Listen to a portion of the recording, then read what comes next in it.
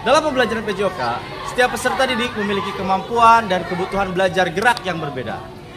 Namun, dengan jumlah peserta didik yang cukup banyak dan waktu pembelajaran yang terbatas, guru perlu menemukan cara yang praktis untuk mengetahui kondisi setiap peserta didik. Tantangannya bukan hanya bagaimana memberikan nilai, tetapi bagaimana hasil asesmen tersebut dapat digunakan untuk menentukan pembelajaran berikutnya. Dari kebutuhan tersebut, saya mengembangkan PJOK Smart Track, sebuah sistem asesmen formatif sederhana yang membantu saya melakukan pemetaan, menentukan tindak lanjut pembelajaran, dan memantau perkembangan peserta didik.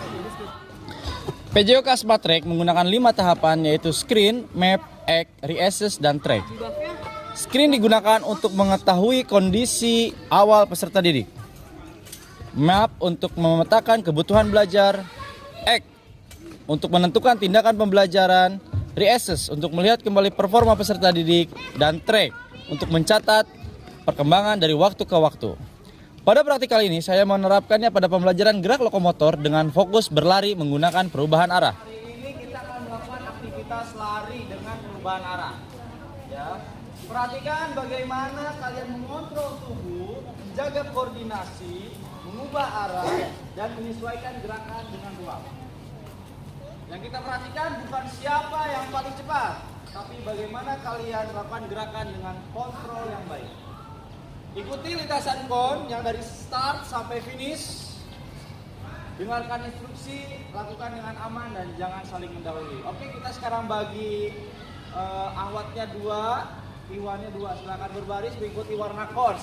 Ada yang oke, teman-teman di depan kalian sudah ada konsnya masing-masing sesuai dengan warnanya. Jadi kalian ikuti perubahan arah sesuai dengan warnanya konsnya. Kalau yang biru-biru, orange, kuning, dan hijau.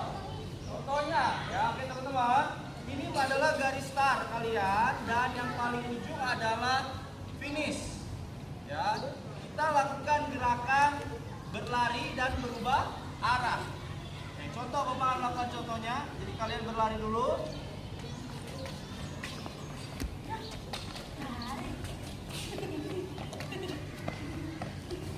Ada pertanyaan? Tidak ada? Kita coba ya. Oke, siap. Mulai.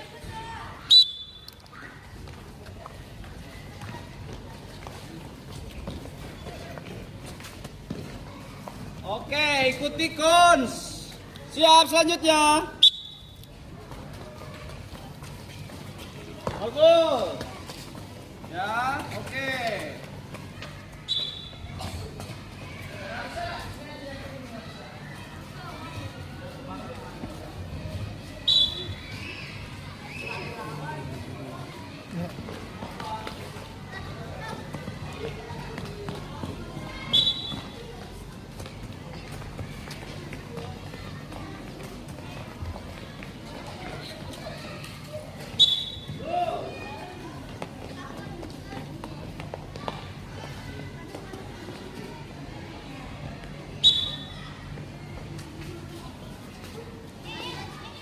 Setelah screen selesai, saya tidak berhenti pada pemberian skor.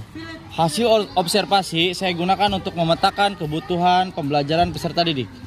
Peserta didik dengan skor 1 membutuhkan penyederhanaan tugas, skor 2 mendapatkan penguatan, dan skor 3 mendapatkan pengembangan dan variasi.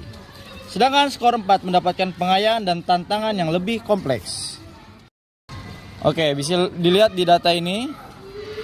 Jadi bukan hanya ada nilai, tapi otomatis masuk ke dalam penginputan level kebutuhan, tindakan apa saja yang harus dilakukan, dan aktivitas contohnya.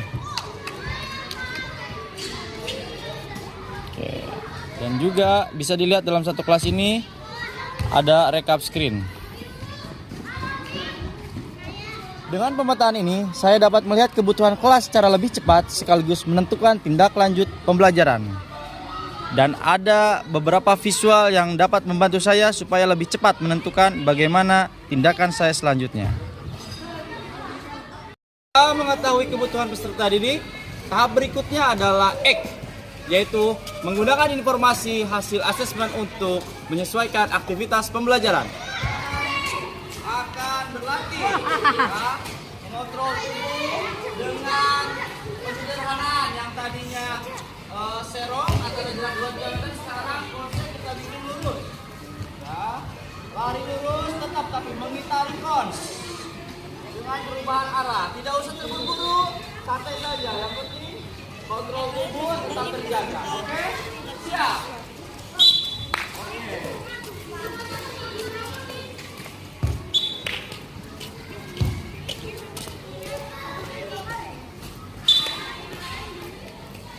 Ya, bagus, pertahankan. Ketika performa peserta didik berubah, tingkat kompleksitas aktivitas juga dapat disesuaikan. Jadi, data asesmen tidak berhenti di spreadsheet, tetapi kembali masuk ke proses pembelajaran. Sebelum kalian melakukan, coba saat kalian berubah arah, jangan terburu-buru, tapi berhenti dulu, baru berpindah. Berhenti dulu, baru berpindah. Baru berpindah. Oke, silakan. Ya, bagus. Jangan terburu-buru, santai. Oke, good. Ayo selanjutnya, El. Go. Good. Ya, maju lagi. Ya. Lagi. Tasya. Oke. Oke, teman-teman. Sekarang yang di sini lihat. Di sini ada masih lintasan zigzag. Ya, porsian harus perhatikan. Kalian tetap harus menjaga kontrol tubuh dan juga tidak terburu-buru saat melakukan perubahan. Jadi lari, stop dulu. Lari, stop, lari, stop, lari. Pada tahap ini, saya tidak memberikan label bahwa seorang anak lebih baik atau lebih kurang. Saya menggunakan hasil asesmen untuk menentukan kebutuhan dan tingkat tantangan belajar. Menurut kamu, apa yang paling sulit ketika mengubah arah? Afif.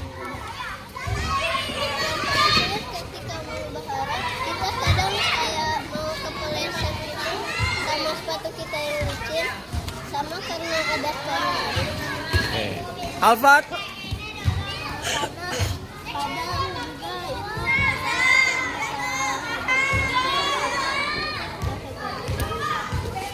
Oke, pertanyaan kedua, apa yang membuat kamu supaya tidak kehilangan keseimbangan?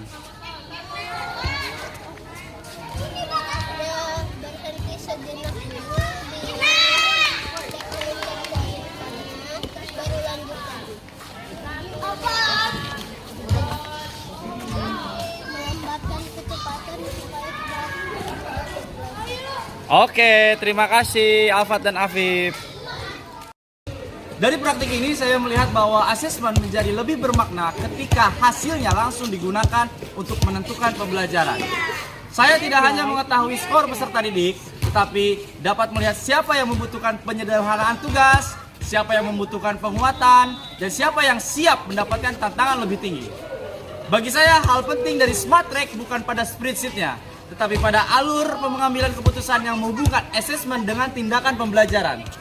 Saya juga menyadari bahwa sistem ini masih perlu dikembangkan, terutama melalui reassessment dengan tugas yang sama, agar peserta didik dapat terlihat secara lebih terukur. Melalui PJK Smart Track, saya berusaha menjadikan asesmen bukan sebagai akhir dari pembelajaran, tetapi sebagai awal untuk menentukan pembelajaran berikutnya. Karena bagi saya, asesmen yang bermakna bukan hanya menjawab pertanyaan berapa nilai siswa, tetapi juga apa yang perlu dilakukan guru setelah mengetahui hal tersebut.